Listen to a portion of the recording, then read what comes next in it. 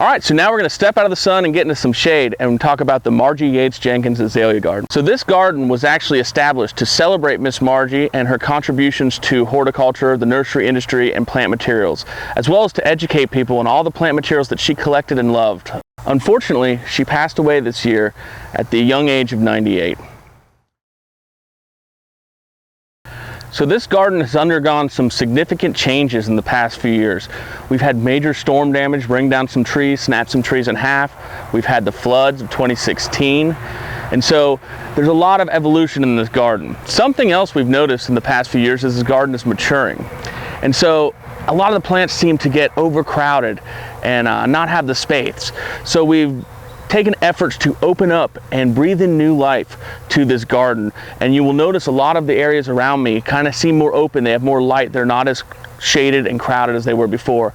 Also, this past spring we had an intern in landscape architecture come out and work with us and really did a great job showing us how to change with the garden and how to ensure that this garden will last forever with the slight modifications that we need to keep the initial focus and initial mission going. One last thing I can't fail to mention is the support this garden in particular has from our donors and our appreciation.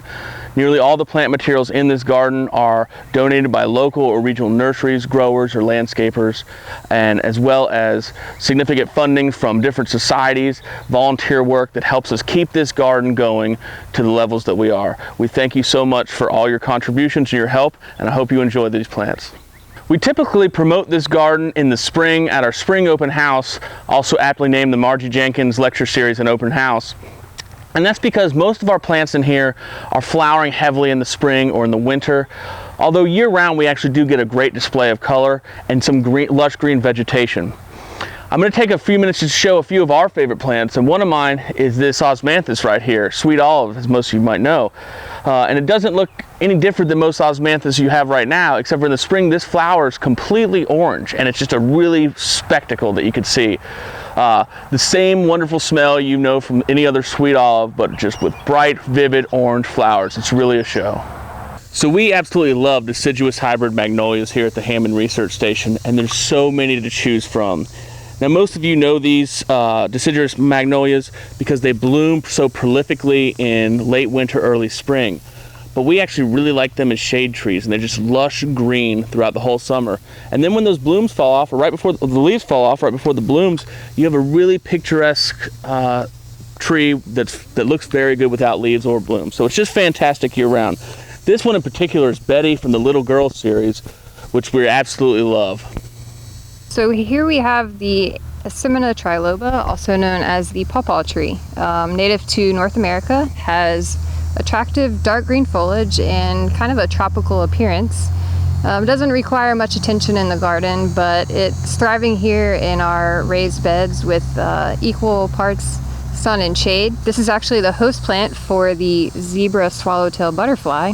A few months back, our primary pawpaw tree, the parent plant, kind of over to the right of your frame, was actually pruned by Mother Nature when a storm came through and a large pine tree fell on it. But as you can see to the left, the shoots are coming up actually from the roots, forming a colonial thicket in which the shoots are actually genetically identical to the parent plant.